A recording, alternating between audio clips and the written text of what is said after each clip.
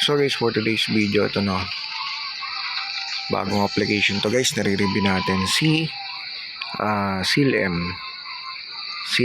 on Cross. Ayan. Okay, so quest lang tayo. Bago lang tayo rito guys, no. Pero meron silang maganda ngayon kasi ayan, nasa season 4 na.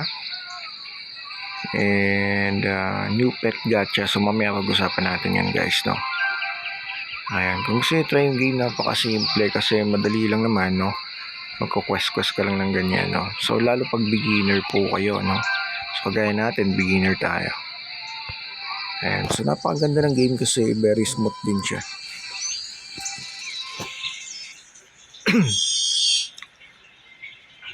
Ayan, no, beginner special pet. Ito, may special pet tayo. Try natin yung summon. Ano nangyari doon? Lumipad pa no.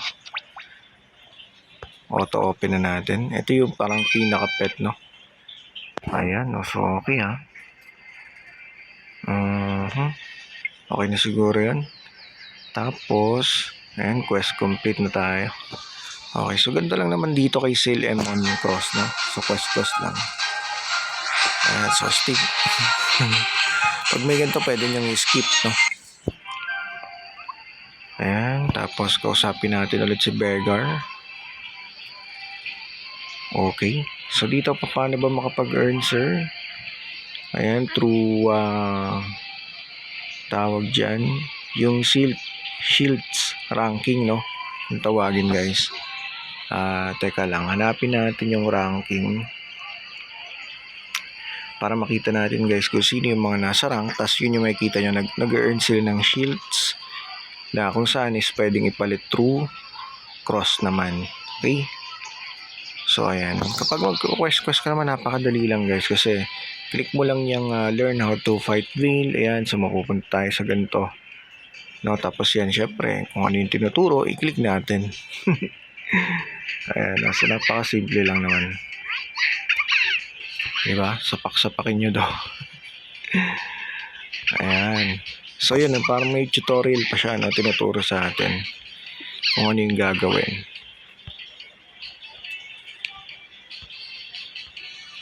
Okay, ayan, tikita nyo guys, shields ranking is seasonal content where you complete earning shields ranking points. Ranking are calculated every 16 UTC on the day after season. And so every season din nagpapalit. So nasa 4th season na tayo ngayon guys, no. Ayan, so may makita kayong ito. Ayan, ito yung ranking, no, di ba? May makita tayong season 3 ranking rewards naman din kung tawagin. Okay, so back tayo. Ayan, complete. Uy, check ulit natin. Ito yung shields pass.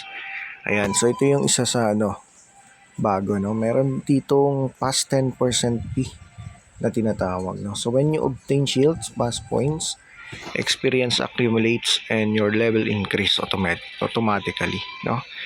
Ayan, so mahalaga rin pala itong shield pass para tumaas yung ating level, no. Ayan, so ano naman ito? Ito naman yung for beginner to guys, yung ginagawa natin, no. So nakita nyo na yung shields ranking, no. Wait lang, medyo hina yung ating wifi. Ito yung rankings. Okay, unrank pa tayo, wala tayong rewards. Okay, so wait lang, double check natin ito. Ayan, season 4 tapos na yung season 3. Kita nyo guys, grabe yung mga na-earn nila ng mga shields dito kung tawagin.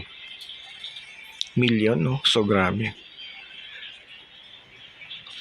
titindi ng mga to, no. Play lang din ginagawa nila rito. And meron din mga staking guys, no. Okay, so maraming ways of earnings dito. Pero syempre, yan, so kung gusto mo magtuloy-tuloy yung gameplay guys, madali lang din naman po, no. Ayan yung yung parang quest dito sa pinakataas. Ayun, no. Diba? Mag-automatic na yan. I-click mo lang ng i-click. Basta sundin yung mga requirements, no? Ayan, may new pet gacha. Kanina, kinuha na natin, no? Nag-gacha tayo ng pet natin. Ayan. So, ganyan lang naman. Napakadali, guys. Nag-auto na siya. Hindi kayo mahihirapan. Ito yung pet, new pet gacha. So, pwede kang mag-skip summon gamit ang video.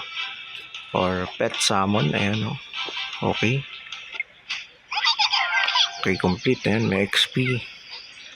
Ayan, pwede tayo mag-equip pag may nalulut, no? Okay, so tuloy-tuloy lang, guys. Kung ano yung ginagawa ng character, napakadali lang naman. At kung tatanungin nyo ako, guys, no, maraming ways of earnings din dito ng cross-like. Yung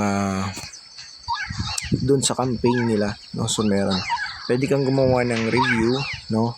Like kagaya nitong ginagawa natin, video review, guys, to earn cross, no? So maraming ways of earnings tong application na ito, or itong si CLM Cross or One Wave, no? Marami siyang ways of earnings and exclusive. Okay, so saan na tayo pupunta ngayon? Complete quest. Ayan, balik tayo, balik.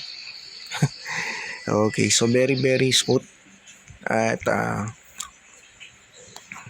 yan, yung shields, pag nasa ranking ka, guys, pagka naka-earn ka doon, no, ng shields, pwede siyang ipalit through cross. Then yun, pwedeng ibenta na yun, no, sa mga exchanges. Okay, so pwede sa mga tawag dyan